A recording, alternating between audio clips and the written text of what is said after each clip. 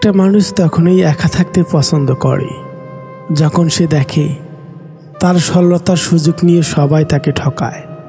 যে আগুন লাগায় সে জানে না যার বুকে আগুন লাগলো তার কতটুকু পড়ল।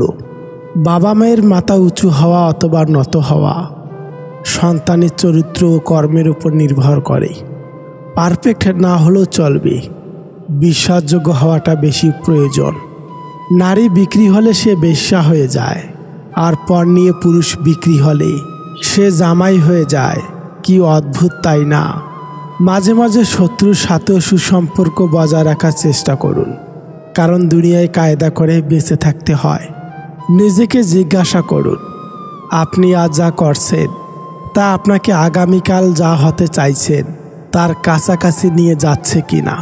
কেউ তোমাকে সত্যিকারে ভালোবাসে কিনা তা জানতে হলে তাকে 3টি প্রশ্ন করো।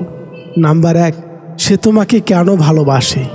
নাম্বার 2, যদি তোমার কাছে কিছু না থাকে, সব কিছুই হারিয়ে যায়, তারপরও কি সে তোমার পাশে থাকবে?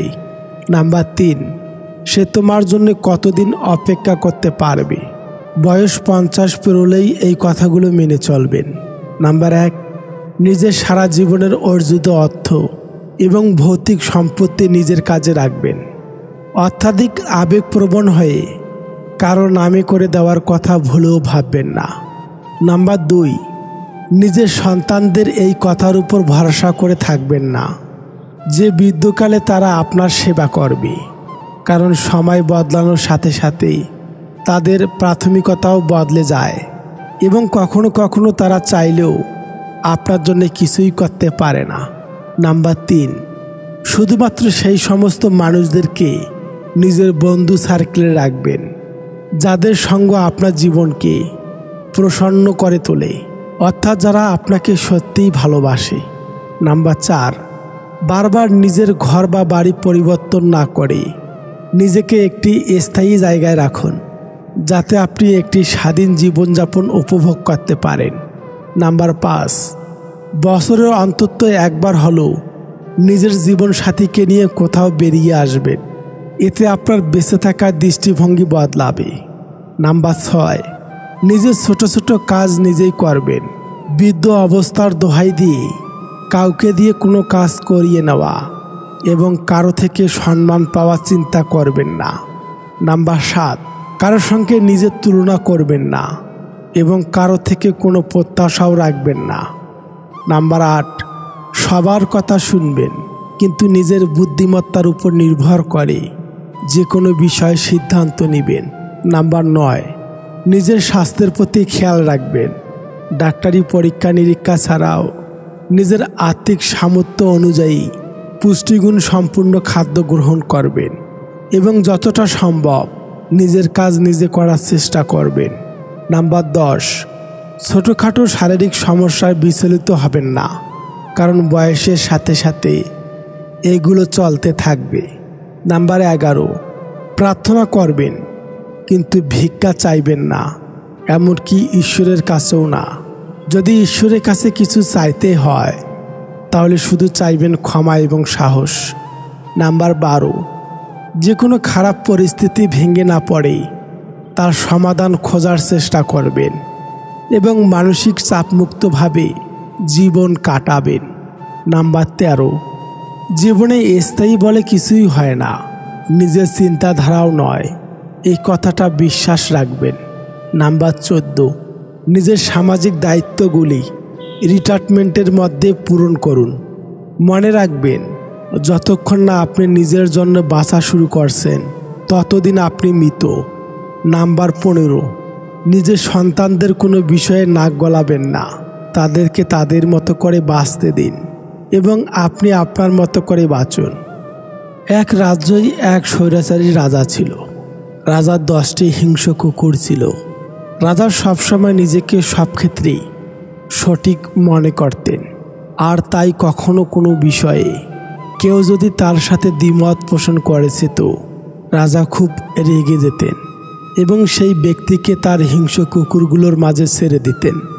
এমনকি রাজার কোনো প্রজাও যদি কোনো ভুল করতেন তাহলে কুকুরগুলো তাদের ছাড়ত না।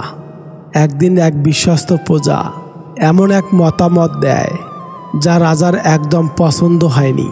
অসন্তুষ্ট রাজা সেই প্রজাকে হিংস্র কুকুরগুলোর মাঝে ছেড়ে দেওয়ার কঠিন নির্দেশ দেন।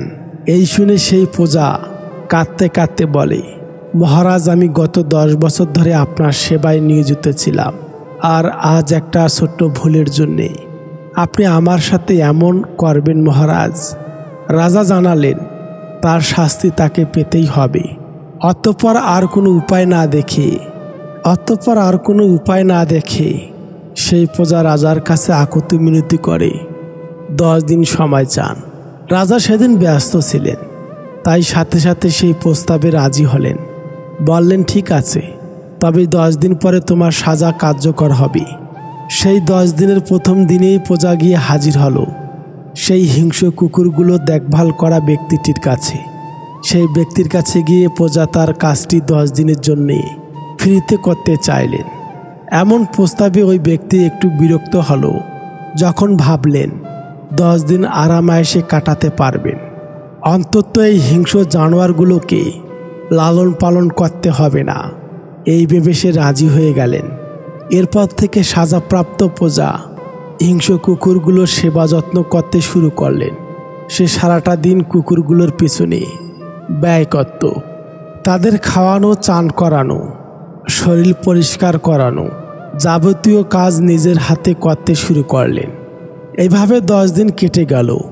ওই 10 দিনে সাজাপ্রাপ্ত সেই প্রজা রাতের বেলাও অন্তত 2-3 ঘন্টাও ঠিক মতন ঘুমাতেন না। তিনি সারাদিন ওদের সেবা যত্নে বিভোর থাকতেন। কখনো কখনো তাদেরকে আদর করে হাত বুলিয়ে দিতেন মাথায়।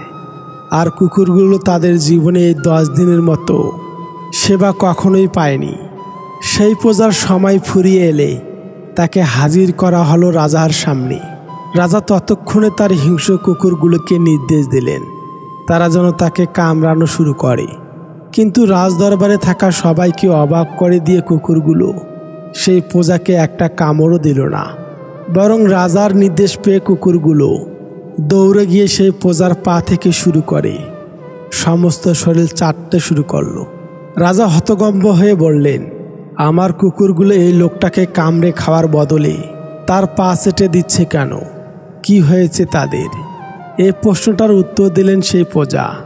সে বলল, মহারাজ, এই কুকুরগুলোকে আমি 10 দিন নিজের সর্বোচ্চ সেবা দিয়ে লালন পালন করেছি। আমার এই 10 দিনের সেবার কথা তারা ভুলে যায়নি মহারাজ। অথচ 10 বছর ধরে আপনাকে সেবা দেওয়ার পরও আমার করা প্রথম ভুলের কারণেই আপনি সব অবদান ভুলে গেলেন। এই কথা শুনে রাজা নিজের ভুল উপলব্ধি করতে পারলেন। এরপর সেই প্রজাকে মুক্ত করে দিয়ে তাকে রাজদরবারের গুরুত্বপূর্ণ পদে বহাল করা হলো। বন্ধুরা, আমাদের ব্যক্তিগত জীবন, আত্মীয় স্বজন, পরিবার, এমনকি অফিস আদালতে অনেক অধীনস্থ কর্মচারী কর্মকর্তা রয়েছেন।